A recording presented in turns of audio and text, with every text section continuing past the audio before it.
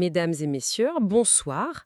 Bienvenue dans ce bulletin d'analyse. Bonsoir à tous. Nous sommes aujourd'hui le vendredi 24 février 2026 et c'est un honneur de présenter cette édition spéciale à nos auditeurs. Une édition riche en rebondissements, en effet.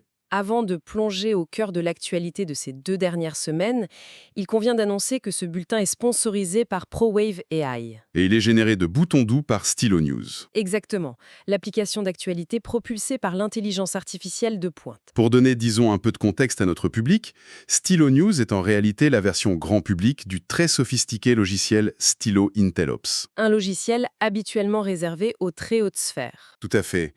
C'est un outil conçu pour les opérations gouvernementales, militaires et commerciales à travers le monde. Les auditeurs disposent ainsi d'un accès unique à une plateforme de veille stratégique mondiale. Une précision essentielle pour aborder nos sujets. Le titre de notre bulletin d'aujourd'hui s'intitule « Élections, extrémisme et nouvelles alliances en Asie du Sud ». Vaste programme. L'objectif de notre mission du jour est clair. Nous allons analyser avec une stricte neutralité les événements majeurs survenus en Asie du Sud, identifier les schémas récurrents, examiner les perspectives des décideurs et évaluer les répercussions, tant au niveau local qu'international. Sans générer de craintes inutiles, simplement en livrant les faits. D'accord, décortiquons tout cela. Commençons par un domaine où la géopolitique s'invite parfois de manière très spectaculaire. Je veux parler du sport. Ah, la fameuse crise de la Coupe du Monde T20. Précisément. Une crise qui montre comment le sport s'entremêle au froid calcul d'État. Les faits de base sont les suivants. Le Bangladesh a été purement et simplement exclu de la Coupe du Monde de cricket organisée en Inde. L'organisation a justifié cela par des problèmes de sécurité. Et il y avait aussi de vives tensions entourant le joueur bangladais Mustafizur Rahman au sein de la première ligue indienne, l'IPL. Qui reste, rappelons-le, la ligue de cricket la plus lucrative de la planète. Par conséquent, l'Écosse a été appelée pour remplacer l'équipe du Bangladesh. Et c'est là que l'effet domino diplomatique s'est déclenché. En signe de solidarité affirmée avec Dhaka, le gouvernement pakistanais a exigé le boycott total de son propre match contre l'Inde. Un match prévu le 15 février à Colombo, au Sri Lanka. Les enjeux derrière ce boycott pakistanais allaient bien au-delà de la simple fierté nationale. L'International Cricket Council, l'ICC, risquait de perdre très gros. Une perte colossale. Estimée à 3,67 milliards de dollars, uniquement sur les contrats de diffusion télévisée. C'est astronomique. Une annulation n'était financièrement pas envisageable. L'ICC, par l'intermédiaire d'Imran Khawaja, a dû mener des négociations extrêmement tendues. Allant jusqu'aux menaces explicites. De très lourdes sanctions financières et sportives ont été brandies contre le Pakistan s'il refusait de jouer. Et face au gouffre financier, la rhétorique diplomatique a vite cédé. Sous cette pression de plusieurs milliards, le Premier ministre pakistanais Shehbaz Sharif et le Conseil de cricket ont dû ordonner une volte-face. Le boycott a été annulé in extremis. Le match a eu lieu et l'Inde l'a emporté. Avec pour la chronique sportive, le batteur indien Abhishek Sharma éliminé pour un duck. À 0 point dans le vocabulaire des initiés, mais le véritable match se jouait en coulisses. Du côté du gouvernement indien et du BCCI, la fermeté était totale sur les règles du tournoi. Alors que pour le gouvernement pakistanais, il s'agissait de montrer une solidarité régionale, tout en devant plier face aux réalités économiques. Leur économie ne survivrait pas à un bannissement de l'ICC. L'opinion publique sur les réseaux sociaux était très divisée au Pakistan. Partagée entre un nationalisme farouche et un pragmatisme froid. À l'international, le public a massivement soutenu l'ICC pour séparer la politique du sport. Ce qui a d'ailleurs conduit à une réunion diplomatique sur place, aboutissant à un protocole d'accord entre les conseils asiatiques. Ce qui est fascinant ici, c'est de voir comment le soft power et des intérêts commerciaux, qui se chiffrent en milliards, peuvent forcer la résolution de conflits diplomatiques enracinés. L'économie impose souvent sa loi, mais elle observe parfois impuissante les bouleversements internes. Tournons-nous vers le véritable séisme politique qui a secoué le Bangladesh. Des élections historiques. Les élections législatives du 12 février 2026. Les premières depuis la destitution de Sheikh Hasina en 2024. Laquelle se trouve actuellement en exil en Inde, précisons-le. Les résultats révèlent une victoire écrasante de l'opposition historique. Le Parti nationaliste du Bangladesh, le BNP, de Tariq Rahman, a remporté 213 des 300 sièges. Et il y a un autre fait majeur à relever, avec le calme journalistique qui s'impose. Lequel ? Le parti Jamaat-e-Islami, qui était autrefois banni du paysage politique, devient la principale force d'opposition avec 76 sièges. C'est un retour marquant de l'islam politique dans le cadre démocratique bangladais. Absolument. Et face à cela, les perspectives diplomatiques changent. L'Inde, ancien allié de Hasina, adopte une approche très prudente. Le Premier ministre Narendra Modi a félicité Tariq Rahman et a envoyé le président de la Chambre, Om Birla, à la cérémonie d'investiture. C'est un geste pour préserver la stabilité frontalière, malgré l'historique très complexe avec le BNP. De son côté, le Premier ministre pakistanais Shahbaz Sharif a chaleureusement félicité le nouveau gouvernement. Il espère clairement un réchauffement des liens bilatéraux. Pendant ce temps, les États-Unis, la Chine et l'ONU observent la dynamique.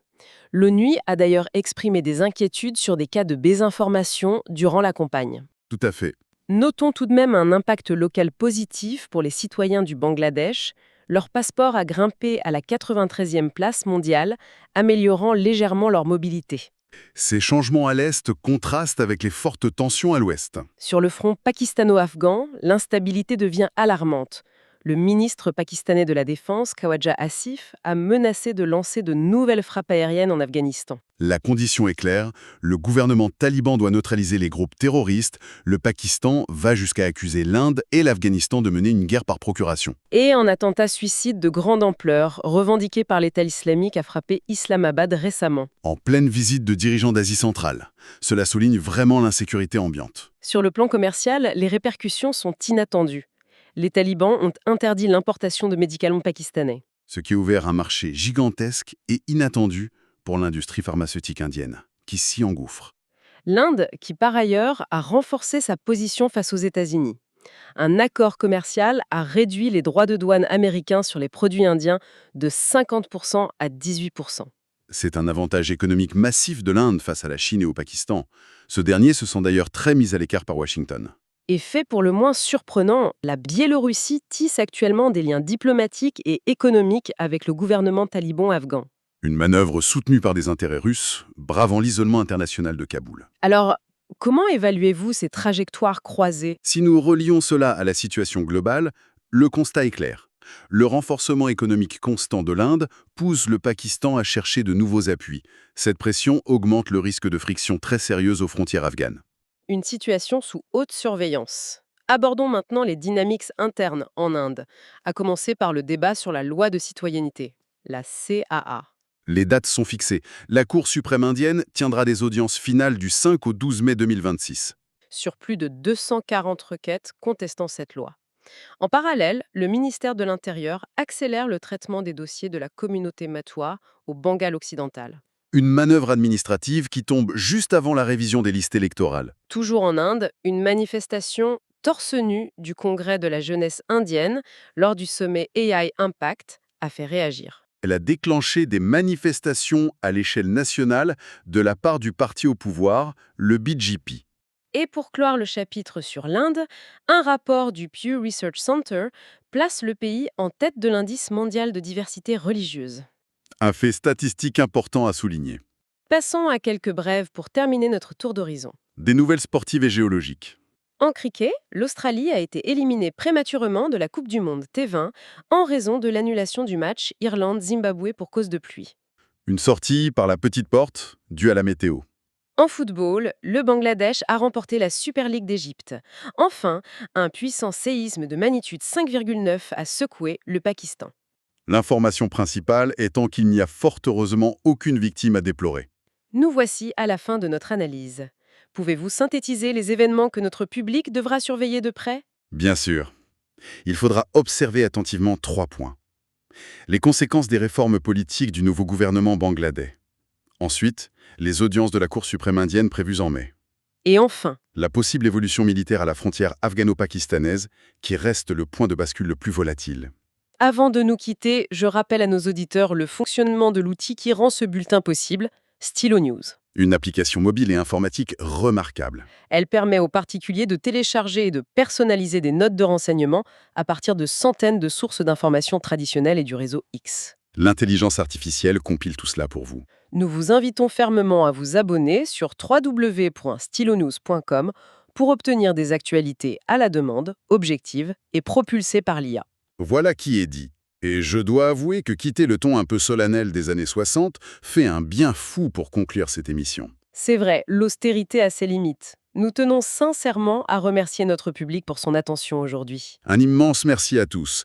N'hésitez surtout pas à nous proposer des sujets pour nos prochaines analyses. Et pensez à suivre Stylo News sur vos réseaux sociaux favoris. Pour terminer, tout cela soulève une question importante que je vous laisse méditer. On vous écoute? Sachant qu'un simple calendrier de tournois de cricket a failli redessiner les alliances diplomatiques de toute une région et menacer des milliards de dollars, à quel point les futurs méga-événements mondiaux deviendront-ils les véritables champs de bataille des guerres froides du XXIe siècle? Que ce soit la course à l'intelligence artificielle ou l'exploration spatiale. Exactement. C'est une réflexion fascinante. Sur cette pensée provocatrice, merci encore de nous avoir suivis. Prenez soin de vous et à très bientôt pour une nouvelle exploration de l'actualité de notre monde.